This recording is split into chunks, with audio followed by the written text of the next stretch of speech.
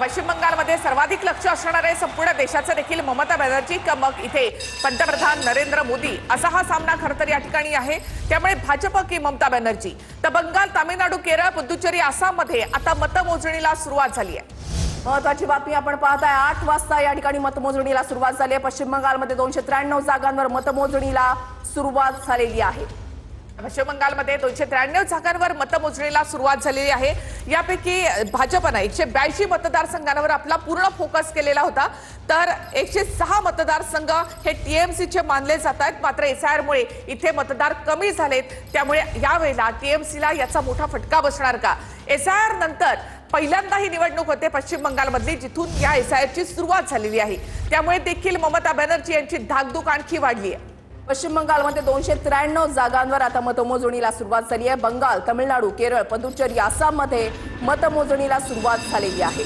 आणि आता पहिला कल लवकरच आपल्या समोर येणार आहे। पोस्टल मतं जी आहेत ती या ठिकाणी मोजली जात आहेत। पोस्टल मतांचा कल नेमका कुणाच्या बाजूने लवकरच आपल्या हाती। नक्कीच एकूणच जागा जर आपण पाहिल्या त्यात पश्चिम बंगालमधल्या त्या आहेत 294, मात्र 293 जागांवर मतमोजणीला सध्या सुरुवात झालेली आहे। फाल्टा हा असा एक मतदारसंघ आहे ज्या ठिकाणी पुन्हा एकदा फेर मतदान होणार आहे। त्यामुळे हा पश्चिम बंगालमध्ये पाहतो की पोस्टल मतांमध्ये 2 जागांवर भाजप आघाडीवर। महत्वाची बातमी आपण पाहताय या ठिकाणी कल जे ते हळूहळू येऊ लागलेले आहेत। आता आपण पाहताय की टीएमसी हे 2 जागांवर आघाडीवर आणि भाजप 4 जागांवर सध्या आघाडीवर असल्याचं पाहायला मिळतं। पोस्टल मतं मोजली जात आहेत। 6 जागांचे कल आपल्या हाती आलेले आहेत। टीएमसी 2 जागांवर आघाडीवर, तर भाजप या ठिकाणी 5 जागांवर आघाडीवर आहे। टीएमसी आणि भाजप यांची आतापासूनच काटेकी टक्कर पाहायला मिळते। टीएमसी 3 जागांवर तर भाजप 5 जागांवर आघाडीवर। कल यायला सुरुवात झालेली आहे। तृणमूल काँग्रेस 3 जागांवर आघाडीवर तर भाजप 5 जागांवर सध्या आघाडीवर असल्याचं या ठिकाणी पाहायला मिळते।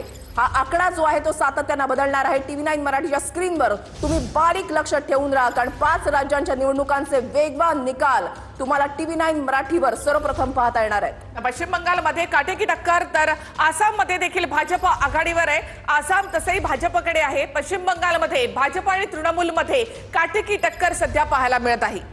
तर आसाममध्ये जर आपण पाहिलं तर या ठिकाणी एनडीए आणि एएसएम यांच्यामध्ये काटेकी टक्कर जी ती पाहायला मिळते। भाजप, त्याच्यानंतर एजीपी आणि बीपीएफ यांची या ठिकाणी आघाडी आहे। आणि पश्चिम बंगालच्या लढतींकडे सगळ्यांचं लक्ष लागलेलं आहे। सध्या तृणमूल काँग्रेस 3 जागांवर आघाडीवर तर भाजप 5 जागांवर आघाडीवर।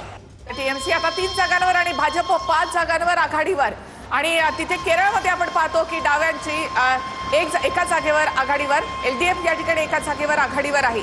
तर बाजूला देखील तामिळनाडूमध्ये आपण पाहतो डीएमके 3 जागांवर, ते एआयडीएमके एका जागेवर आघाडीवर, तर टीव्हीके देखील 2 जागांवर आघाडीवर आहे। तर भाजप 6 जागांवर आघाडीवर, पश्चिम बंगालमध्ये तृणमूल 4 जागांवर आघाडीवर आहे आणि काँग्रेस एका जागेवर सध्या आघाडीवर असल्याचं पाहायला मिळतंय। डाव्यांचा अजून सध्या तरी त्यांनी खातंही उघडलेलं नाही। पश्चिम बंगालमध्ये 11 जागांचे कल हाती, टीएमसी 4 आणि भाजप 6 जागांवर आघाडीवर। पोस्टल मतांमध्ये इथे भाजप टीएमसी पेक्षा 2 जागांनी अधिक आघाडीवर। तर इकडे तमिळनाडूमध्ये सुद्धा चित्र